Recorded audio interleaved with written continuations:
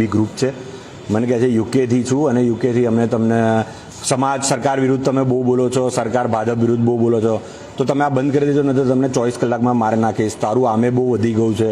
એટલે સમાજના હિતની વાત કરો, ક્યાં ખોટું થતું એના વિરોધ કરો, કાં તો જે કંઈ શહેરને નુકસાન થતું હોય એ ચૂપચાપ ના જોવાય તો તમને આ લોકો મારી નાખશે. આવો એક મેસેજ ને એક સંદેશ મને આપવા માંગતા હતા, પણ એ હું ભાઈને કહી દઉં કે તમારા જેવા હજારો આવ્યા ને હજારો ગયા, 100-1000 લોરેન્સ બિશ્નોઈને અહીંયા લઈ આવજો. અમે આ શહેર માટે, શહેર મારો પ્રેમ છે અને હું શહેર માટે મરવા તૈયાર છું જો તમે શહેર માટે મને મારવા તૈયાર હો. તો આવી ધમકીઓથી અમે ડરતા નથી, પણ જે અમારા જેવા લોકોને ધમકાવતો હોય તો સામાન્ય વ્યક્તિને કેટલું ધમકાવે, તો બીજાને ના ધમકાવે એના પર અંકુશ આવે એના માટે અમે સરકારને રજૂઆત કરી છે અને સરકારને અમે લિખિતમાં હમણાં આપીએ છીએ. કમિશનર સાહેબે કીધું કે એક એફઆઈઆર પણ તમે કરાવી દો, તો એ એફઆઈઆર પણ અમે કરવાની તૈયારી કરી રહ્યા છો. કોણ હોઈ શકે છે આમાં, શું માનો છો? આ કોઈક એવો ઈસમ છે જે ભાજપ પ્રેમી છે, જેને ભાજપનું ઋણ એકદમ વાલું હશે અને એ પોતાને લોરેન્સ બિશ્નોઈનો માણસ કહે છે, એવું કહે છે હું યુકે છું, હું વડોદરામાં આવીશ એટલે 24 કલાકમાં તેને પતાવી દઉં છું. એટલે આવી ધમકીઓ આલવાવાળા બધા બહુ છે અને કઈથી છે એનો ડિટેલ તો હમણાં કલાકોના ગણતરીના કલાકોનાનું આખું ખાનદાનની કુંડલી હું કાઢી લઈશ. એટલે સમાજ માટે રહેલા છે, અમે આવી ધમકીઓથી ડરતા નથી, પણ જે છે એ 1-2 કલાકમાં કદાચ મારી સામે એનું ડિટેલ હશે. પરશુરામનું રૂપ જોવા મળશે? પરશુરામનું રૂપ તો હજુ એ મળ્યો નથી, એ સામે હોત, ફેસ ટુ ફેસ હોત તો કદાચ જોવા મળે, પણ અમે ન્યાયતંત્ર પર ભરોસો રાખીએ, કાયદા કાનૂન પર મારે, અમે કોઈના પર હાથ નથી ઉઠાવવા માંગતા, અમે કોઈને મારવા માંગતા નથી.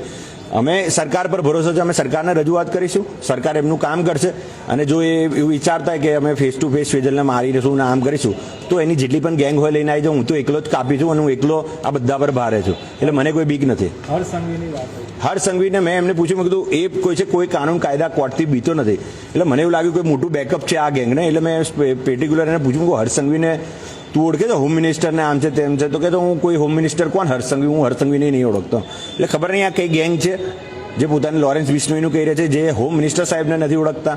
એટલે નવાઈની વાત લાગે, હોમ મિનિસ્ટર સાહેબને અમે કહેવા માંગે કે આવા પંટરો જે છે એમના પર જરા અંકુશ લાવો અને ધમકાવવા હોય તો તમારા ભાજપના નેતાઓને ધમકાવો, જે કૌભાંડો કરે છે, જે ભ્રષ્ટાચાર કરે છે, સામાજિક લોકોને ધમકાવવા નીકળશો ને તો સામાજિક લોકો આવી ગયા ને પોતાના એના પર તો બધી જ રીતે ભારે પડી જશે. એટલે આવી ધમકી અમને ના હાલતા. તમામ મિત્ર વર્તુળને ધમકી આપી છે તો એમનું પ્રોટેક્શન કેવું?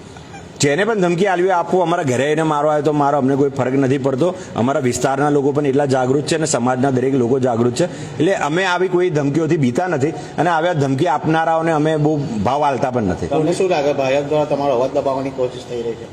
ભાજપ દ્વારા નહીં, આ એક એવું ગેંગ છે જે શહેરને લૂંટવા માંગે છે, શહેરનું નુકસાન કરવા માંગે છે, ને એ ગેંગ બેખૂબીથી કરે, એમનું કોઈ ભ્રષ્ટાચાર બહાર ના લાવે, એમનું કોઈ ખોટું બહાર ના આવે. એટલે અમુક તત્વો આના પર અંકુશ રાખવા માટે અમારા જેવા જે સામાજિક લોકો બોલે છે એને દબાવવાના પ્રયત્ન કરે છે.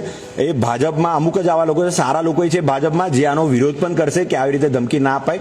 તો અમે એવું માનીએ છીએ કે આ પર્ટિક્યુલર એક માનસિક સંતુલન જે લૂંટવાની છે, જેની તિજોરી પર નજર છે, વડોદરા શહેરના જે તિજોરીને લૂંટવા માંગે છે એવા લોકો આવા કૃત્ય કરે છે. બાકી અમને આવા લોકોથી બીક નથી.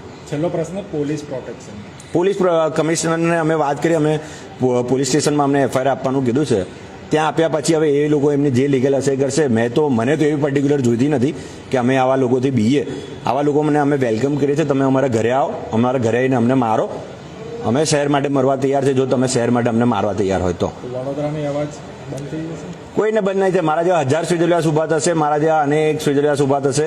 આવી રીતે કોઈનો અવાજ તમે રોકી ના શકો. જ્યાં ખોટું થતું હશે ત્યાં વિરોધ થવો જોઈએ અને જ્યાં પણ નુકસાન થતું હશે ત્યાં બોલવું જોઈએ.